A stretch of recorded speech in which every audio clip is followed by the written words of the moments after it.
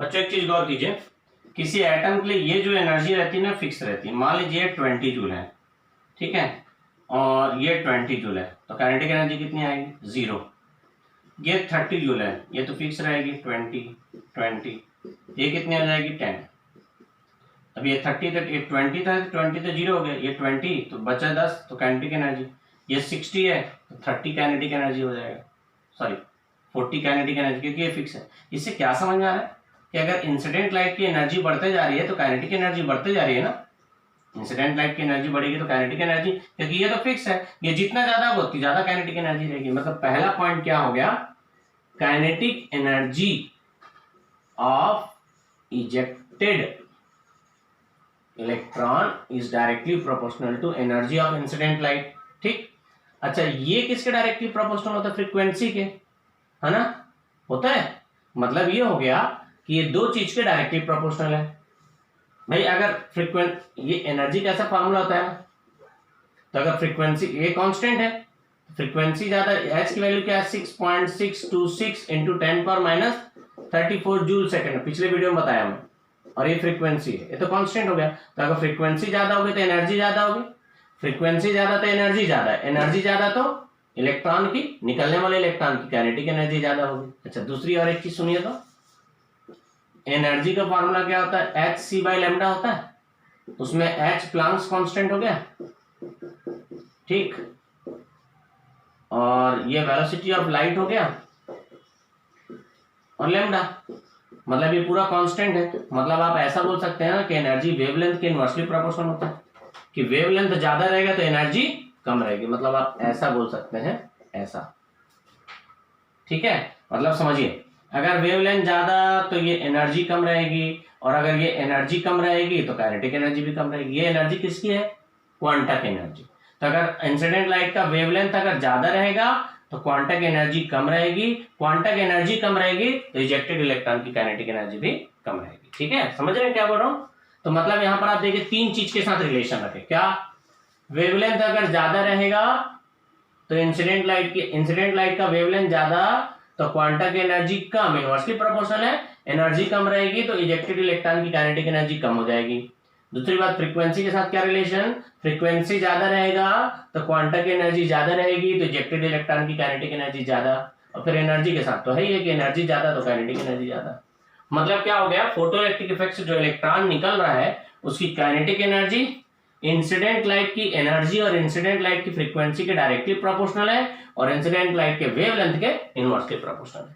दूसरी बात, जो काइनेटिक एनर्जी है, kinetic energy of ejected electron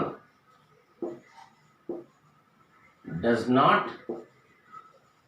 depend upon the amplitude। अब बात समझिए,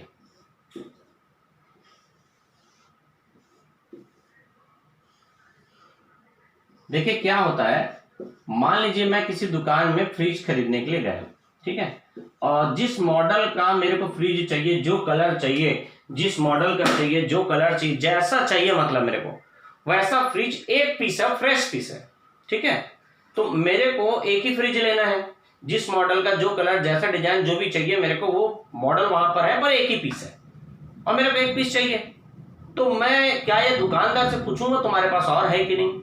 पूछूंगा तो मैं पागल हूंगा। मेरे को जब एक ही पीस चाहिए, वो फ्रेश पीस अवेलेबल है, खुला भी नहीं है अभी, ठीक है। मैं ऑनलाइन उसको पूरा सर्च कर लिया, पूरा देख लिया भाई क्या क्या उसके फीचर्स है, सब कुछ कर, मतलब खोल के भी देखने की जरूरत नहीं है, वही पीस चाहिए और है। एक बार मेरे दिखा देगा कहीं टूटा फूटा तो नहीं है, कहीं दरवाजा निकल तो नहीं गया, वो सब चेक करना है बस, बाकी और कुछ नहीं।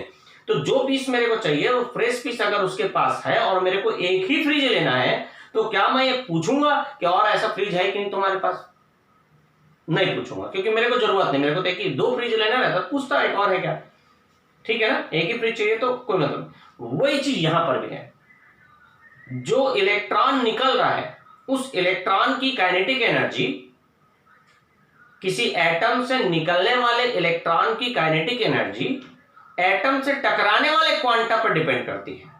चूंकि एक एटम से एक ही क्वांटा टकराता है, इसलिए वो टकराने वाले क्वांटा की एनर्जी जितनी ज्यादा रहेगी, काइनेटिक एनर्जी इलेक्ट्रॉन की उतनी ज्यादा रहेगी। कितने क्वांटा आ रहे हैं उससे उस एटम को मतलब ही नहीं है। क्यों? उस एटम से तो एक ही इलेक्ट्रॉन टकरा रहा है, एक ही क्वांटा टकरा रहा है, तो कितने क्वांटा आ रहा है उससे कोई मतलब नहीं है। मैं आपको बताना ये चाह रहा हूं कितने क्वांटा, नंबर ऑफ क्वांटा किससे रिलेटेड है? एम्पलीट्यूड से। ठीक, अगर एम्पलीट्यूड ज्यादा रहेगा तो नंबर ऑफ क्वांटा। अब समझ लीजिए, मान लीजिए इसके एक क्वांटा की एनर्जी 50 जूल है और इसके एक क्वांटा की एनर्जी भी 50 जूल है। मान लो की बात है, इसके क्वांटा की एनर्जी भी 50 जूल है, इसके क्वांटा की एनर्जी भी 50 जूल है। ठीक है, और आयोनाइजेशन एनर्जी 20 जूल है ना। तो चाहे ये लाइट टकराए चाहे ये लाइट टकराए, एटम से जो एक क्वांटा टकरा रहा है उसकी एनर्जी तो 50 जूल ही है ना, एक क्वांटा की एनर्जी, एक बंडल की एनर्जी। तो इसकी काइनेटिक एनर्जी दोनों केस में 30 जूल ही होगी, क्योंकि आयोनाइजेशन कैसे निकालेंगे? ये देखिए, ये 50 जूल आया, मान लीजिए, इसको कैसे निकालेंगे? जो क्वांटा आ रहा है उसकी एनर्जी 50 जूल है, आयोनाइजेशन एनर्जी इतनी, तो जो बचेगा वो काइनेटिक एनर्जी होगा। ठीक है, तो मैं ये कहना चाह रहा हूं कि ये दोनों में क्वांटा की एनर्जी सेम है, दोनों में क्वांटा की एनर्जी सेम है, इसलिए दोनों के केस में काइनेटिक एनर्जी सेम आएगी। हालांकि एम्पलीट्यूड अलग अलग है पर काइनेटिक एनर्जी सेम है। क्यों? क्योंकि इसके एक क्वांटा की जितनी एनर्जी इसके भी एक क्वांटा की एनर्जी उतनी ही है। तो कितने क्वांटा आ रहे हैं उससे मतलब नहीं है, क्योंकि एक एटम से तो एक ही क्वांटा टकराना है। इसलिए मैं बोला कि फोटोइलेक्ट्रिक इफेक्ट में जो इलेक्ट्रॉन निकल रहा है, फोटोइलेक्ट्रिक इफेक्ट में जिस एटम से इलेक्ट्रॉन निकल रहा है उस एटम से एक ही क्वांटा टकराता है। जो क्वांटा एटम से टकरा रहा है उसकी एनर्जी काइनेटिक एनर्जी से रिलेटेड होती है।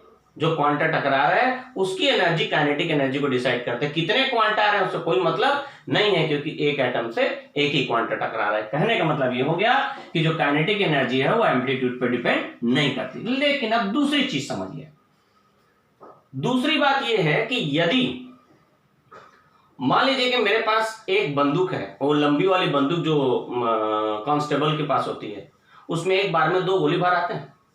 ठीक है, तो वो कितना छेद कर सकते हैं? 2 छेद कर सकते हैं, फट फट 2 छेद। और एक जो और है रिवॉल्वर, उसमें 6 गोली भर सकते हैं, तो कितना छेद कर सकते हैं? 6 छेद कर सकते हैं, 6 बार गोली चलाएंगे।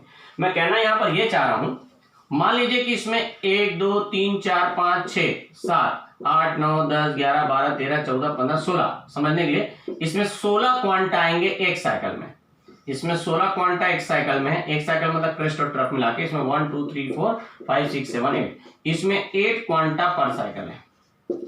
इसमें 16 क्वांटा पर साइकिल है और इसमें 8 क्वांटा पर साइकिल है। ठीक है, अब मान लीजिए मेटल का सरफेस है, इसमें ये वाला क्वांटा टकराया और ये वाला क्वांटा टकराया, ये 16 क्वांटा वाला है, ये 8 क्वांटा वाला है। तो 1 सेकंड में 16 क्वांटा मेटल के सरफेस में टकराएंगे, मतलब 16 एटम से क्वांटा टकराएगा तो 16 इलेक्ट्रॉन एमिट होंगे।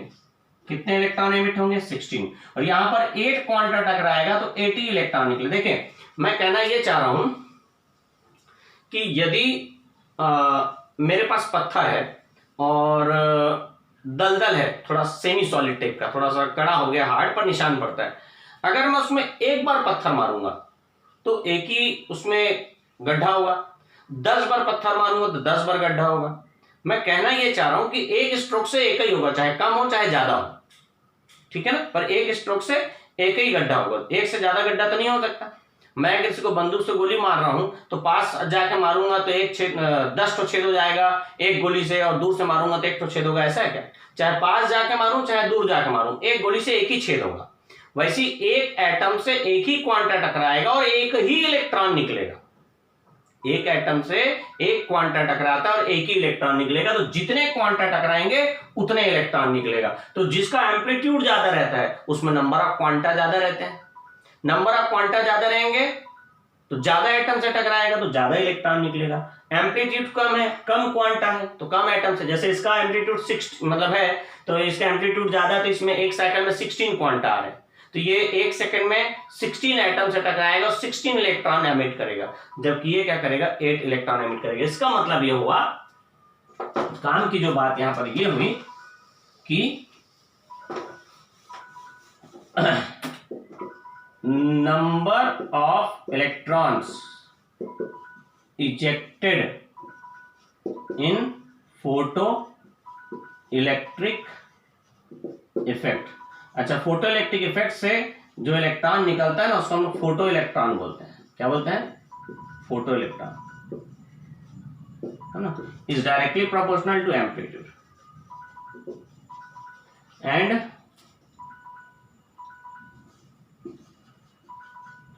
does not depend upon the energy, frequency and wavelength of